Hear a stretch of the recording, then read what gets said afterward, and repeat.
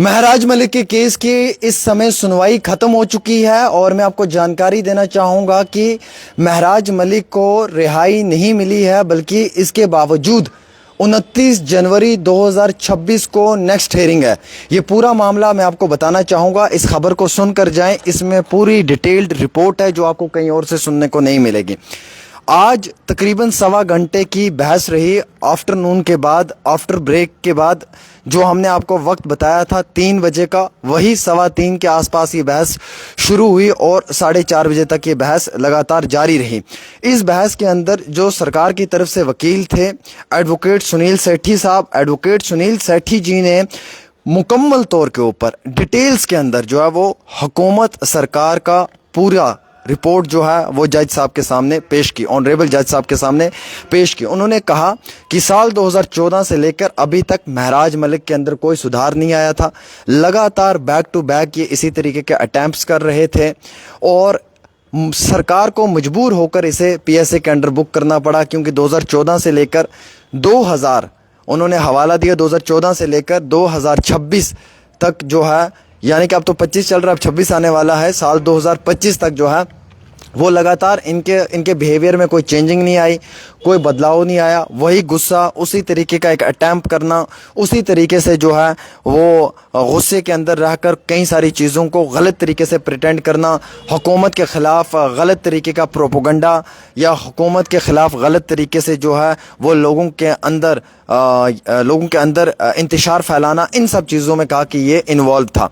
उन्होंने कहा कि हुकूमत ने कई बार इन्हें बैक टू बैक वार्निंग्स दी, लेकिन इन्होंने कभी उस चीज़ को नहीं सुना।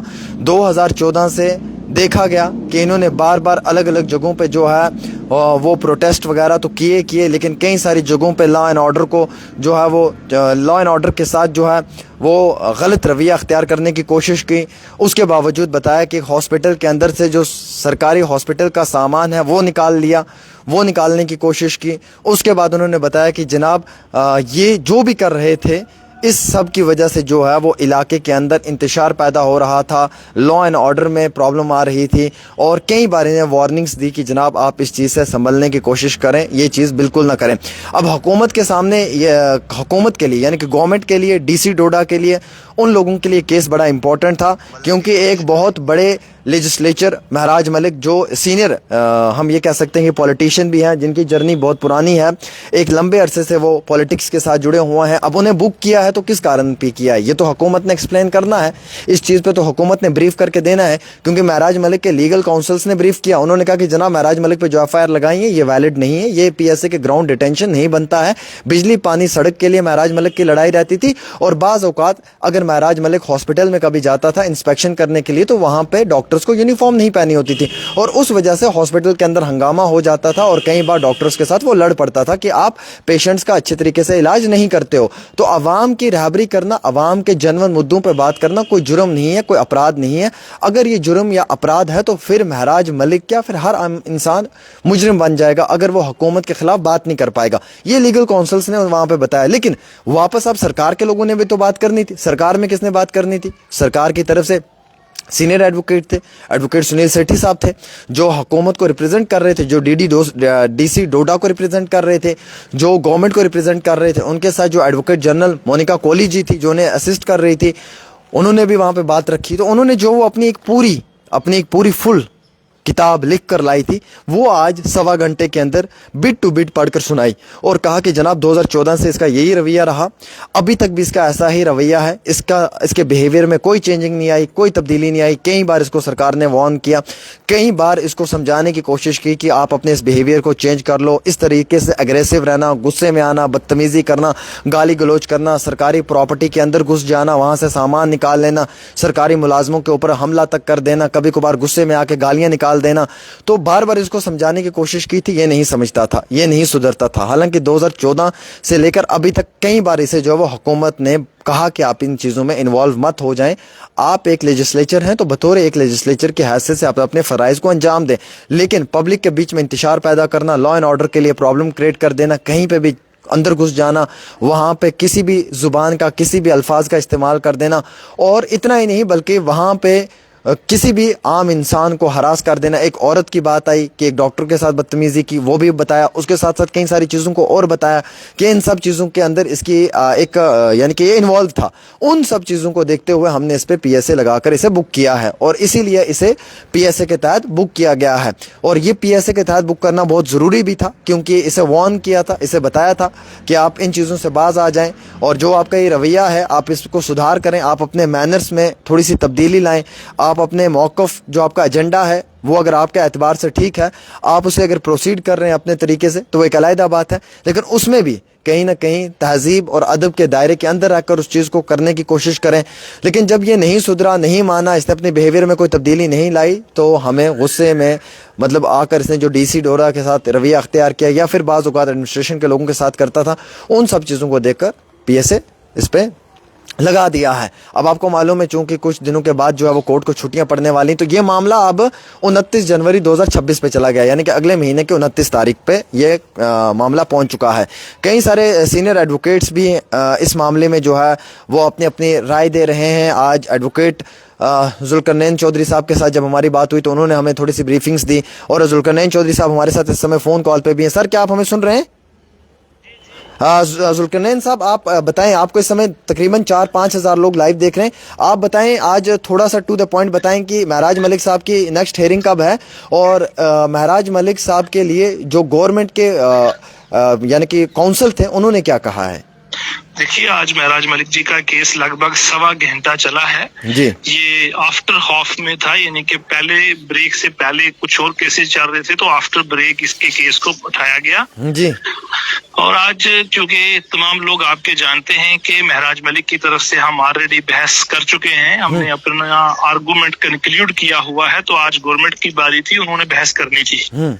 तो लिहाजा सीनियर एडवोकेट सुनील सेठी साहब ने आज इस केस में बहस की है। जी सर, जी सर। और एक 1.25 घंटा उन्होंने उन तमाम ग्राउंड्स के ऊपर बहस की है जिनकी बुनियाद के ऊपर तमाम जम्मू कश्मीर के लोग जानते हैं कि गवर्नमेंट ने उनको PSA में बुक किया हुआ है। ठीक सर, ठीक सर।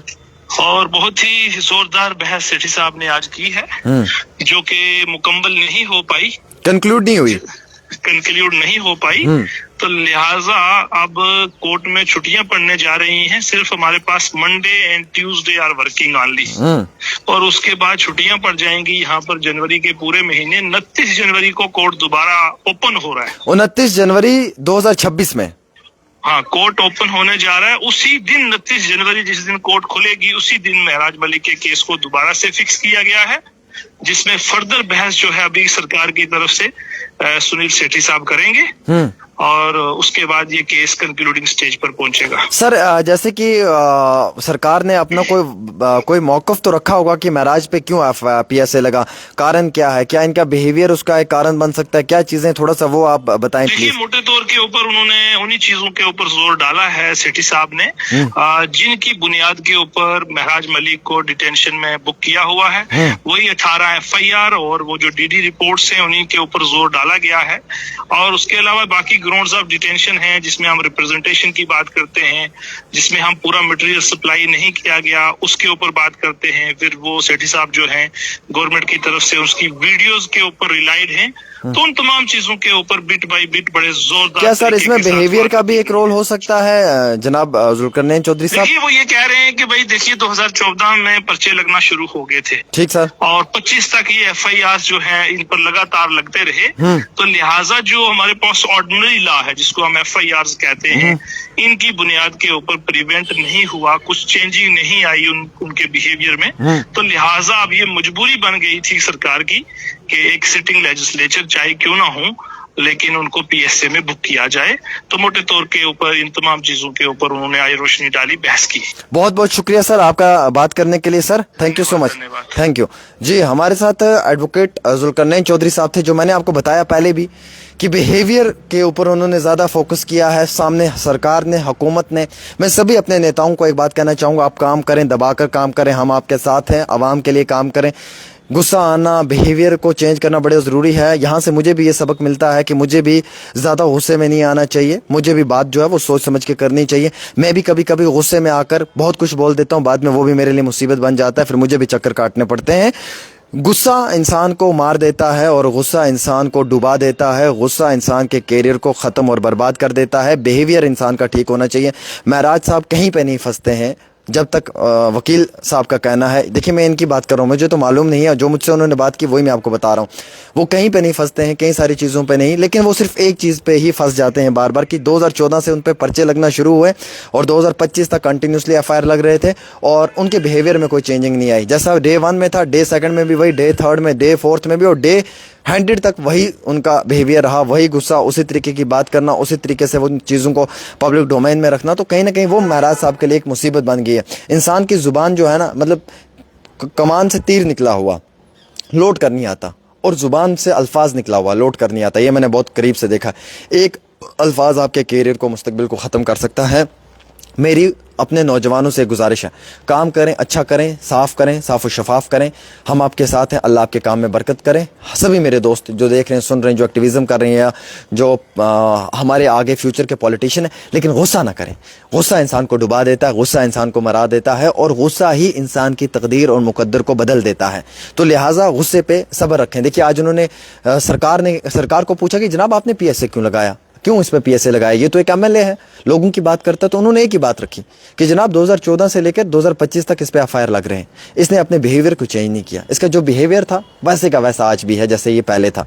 उन्होंने उन सब चीज़ों को कंक्लूड किया, हॉस्पिटल्स में चला गया, कहीं पे सामान सरकारी और सामान के साथ छेड़छाड़ कर दी, ये सब चीज़ें उन्होंने बताई।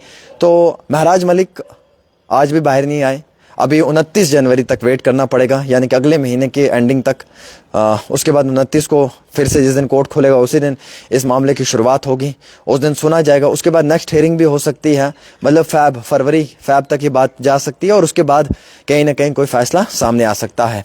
इस रिपोर्ट को शेयर कर दें। आप लोग इंतजार कर रहे थे आमिर सुहेल के साथ एक छोटी सी रिपोर्ट, सबसे सही चैनल, सबसे फास्ट चैनल, सबसे अच्छा चैनल, जिसपे आपको फैक्चुअल रिपोर्ट मिलेगी, पल पल की मिलेगी। बहुत शुक्रिया, 5 से ज़्यादा हज़ार लोग हमें देख रहे थे। धन्यवाद, बहुत बहुत शुक्रिया।